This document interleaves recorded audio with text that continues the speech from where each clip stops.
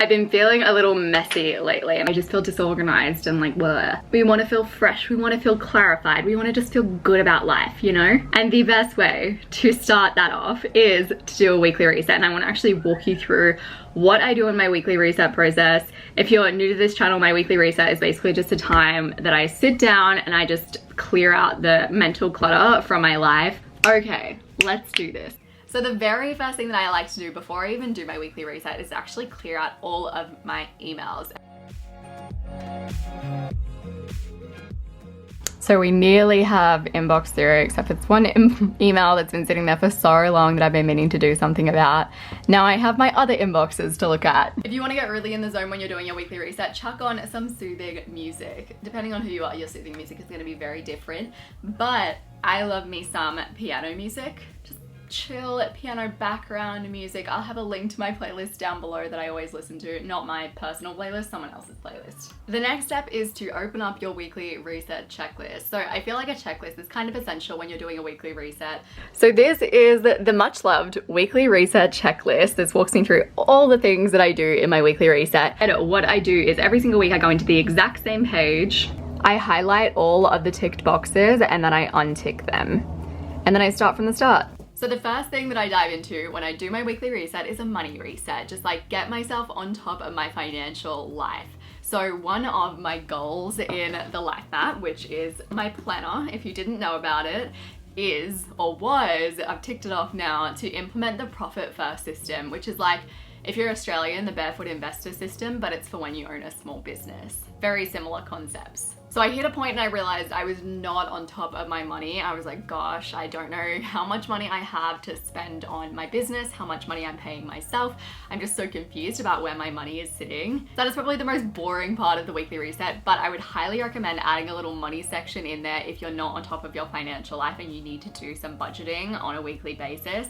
Figure out where your money is at. It's been really helpful for me. Basically, what my money reset involves is I go through, I divvy out my money into all of my sub bank accounts. So I have a bank account for business expenses, for paying myself. I send out any invoices that I might need to send out, and I also update my bookkeeper, who is my mother.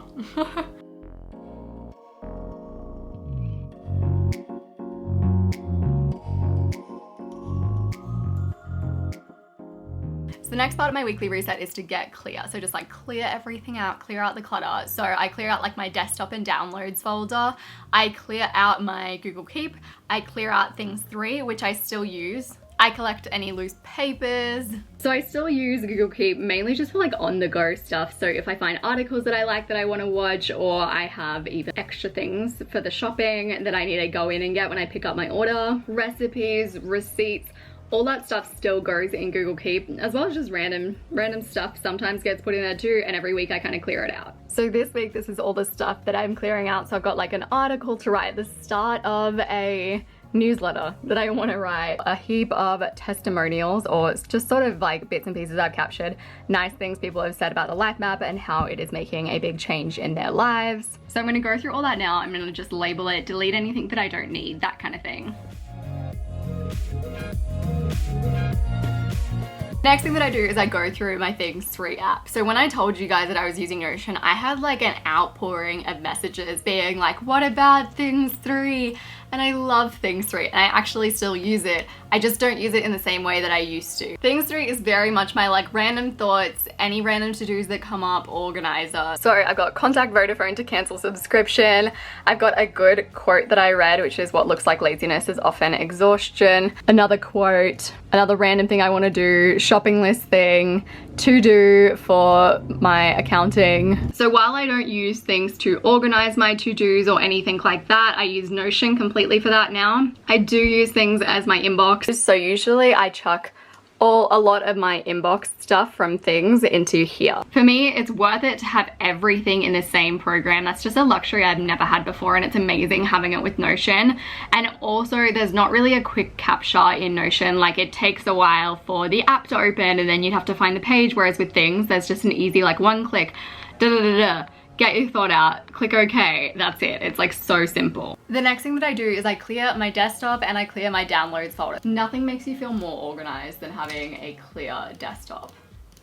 It's There's not anything quite like it, except for maybe having a clear email inbox. So then I go ahead and I collect any papers that I may have generated over the past week. So for example, I have a list of B-roll that Luke wants me to film for a video, so I'll go ahead and I'll put that into my to-do list. I have an urgent act now letter because my car has been recalled for safety reasons. So I need to do something about that. I have a ticket to go see The Guilty Feminist. I have a blood test thing. I have a form. All of these things, I just want to go through them, make sure they're in the right place. They don't always like move from my inbox, to be totally honest. Sometimes I'm like, well, I'll deal with that when I need to deal with it, but just knowing what's in my inbox is helpful. So then I like to add anything that's coming up into my calendar. I do this because I have the worst memory ever. I always say that while I make videos about organization, it's not something that's ever come to me naturally. I have to put effort in to be organized. So when I do this, I also like to message people and confirm plans. So if I've talked to someone about catching up on Thursday night, I'll be like, hey babe, still up for Thursday night, that kind of thing. That way I can put it in my calendar and I know that it's actually happening. I'm not just putting fake stuff into my calendar. Then I do a to-do brain dump. So I just write down any to-do that I didn't write down during the week that comes to mind. That's something that has been weighing on my mind. I like to have my trigger list on one side and then my next action list on the other, so I can literally just brain dump and scroll through that as I go. So I categorize all of my to-dos into home, discuss, computer, work, errands, phone, someday waiting for, perhaps, and to buy.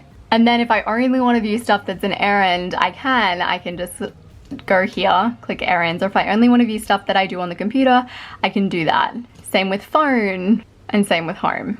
The reason that I categorize all my to-dos is so that I can do things in context. So if I'm sitting at my computer and I'm like, I don't have anything to do, I'm bored, I can just whip up that list, I can click on the computer context, and I can do anything that is sitting there listed under computer. Or if I'm out and about, I'm at the shopping center and I'm like, I hate going to shopping centers for context, I can be like, okay, what else do I need to do while I'm out and about and in the shopping center so that I don't have to come back here for another month or so.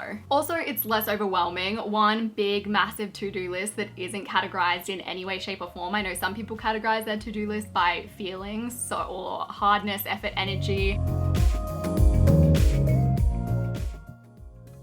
The next step in my weekly reset is I actually go through my whole big list of to-dos and I tick off anything that I've already done. So I tend to obviously do stuff during the week, like I get little things done and I might not even refer to my big list of things to do, I just do it. But I like making sure that that list is up to date and current because otherwise I won't really trust it and it won't be seen as like a real place to hold my to-dos. I'll just be like, oh, it's just like a place with a bunch of junk to-dos that I've already done or that I don't need to do. So I like to literally go through, I delete things that I'm like, no, I don't really need to do that anymore. I tick off things that I've done. I like to clarify things. So if there's a to-do that's been sitting on there for weeks, which there is, I'm a human being, I will clarify it. So I'll be like, okay, well, I haven't done that. Why haven't I done it? How can I make the to-do clearer or even smaller? How can I break it down to be like a tinier step?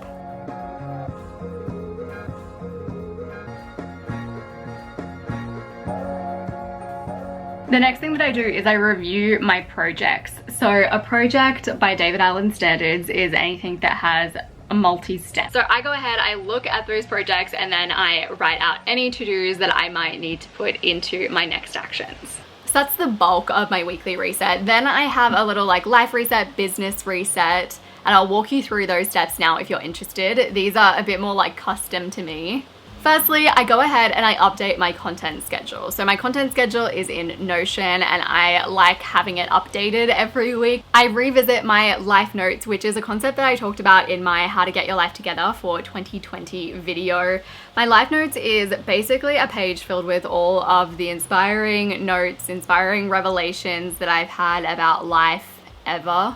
But I just like to put anything in here that has made me think and made me live a little differently. And I like to review it on a weekly basis because I don't want to forget these things. These are things that made an impact and they can make an ongoing impact if I remind myself of them. I also do some updating to videos, so if Luke's editing anything, I make sure to tag it so that he knows what he's editing. And on the same day that I do my weekly reset, I will also do my weekly life map date with my sister. I feel like it's two things that are just so good to combine together because I can sit with Amy, we can both get really inspired, and we do whenever we have a life map date. We sit down, we talk through our goals, we talk through what we got done in the last week. But I go ahead, I complete my life map, and then I usually transfer the to-dos in here into Notion just so that I can have them in two places. I like to have reminders of what I want to do in the week wherever I access frequently. So I access the life map frequently and I access Notion frequently.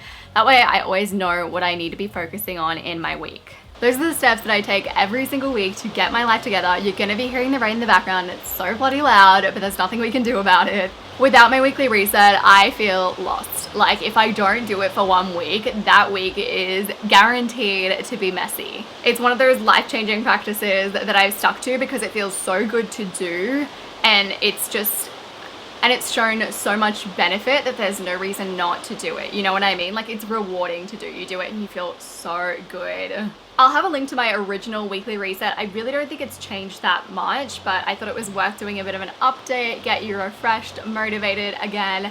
I'll have that linked up here down below, and I will see you soon.